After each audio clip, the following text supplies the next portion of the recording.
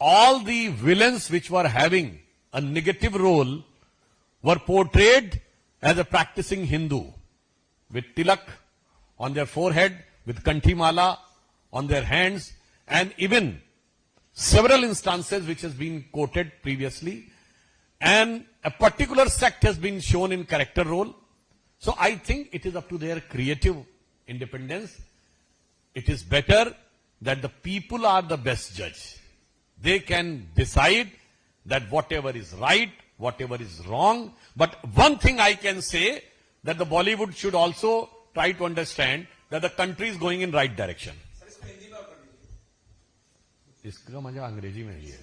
The country is going in right direction.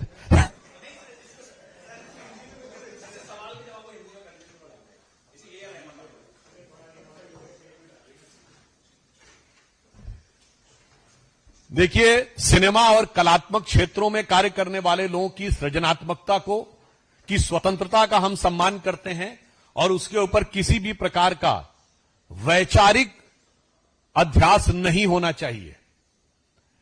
परंतु यह भी एक सत्य है कि विगत 5-6 दशकों से जितने हिंदी सिनेमा हुए हैं उसमें सदैव खलनायक अधिकांशता, इस पे IIM की एक स्टडी भी अवेलेबल है कि 70 से 80% मामलों में खलनायक पूजा पाठी धर्मनिष्ठ हिंदू दिखाया जाता था.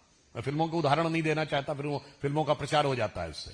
और कैरेक्टर रोल में एक विशेष प्रकार के मजहब का व्यक्ति दिखाया जाता था. परंतु वह भी कलात्मक स्वतंत्रता थी और आज भी जो है उसको भी हम कलात्मक स्वतंत्रता के रूप पर ही उसका सम्मान करते हैं. परंतु अंततः इस सम्मान को जनता के द्वारा किस रूप में स्वीकार किया जाता है इससे तय होता है. और जनता के अंदर उत्तरोत्तर जागरूकता आ रही है. और मैं सिर्फ एक बात कहना चाहूंगा, वैसे यहां पर तो इंग्लिश में नहीं बोली थी,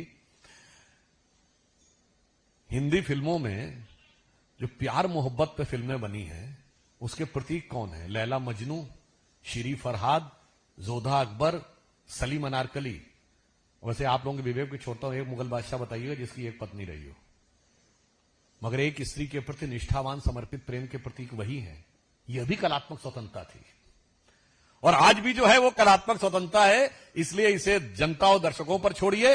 बट दर्शकों का वर्ग यह दर्शा रहा है कि अब छावा जैसी फिल्में भी स्वीकार की जा रही हैं और यह मैं कह सकता हूं कि देश सही दिशा में जा रहा है.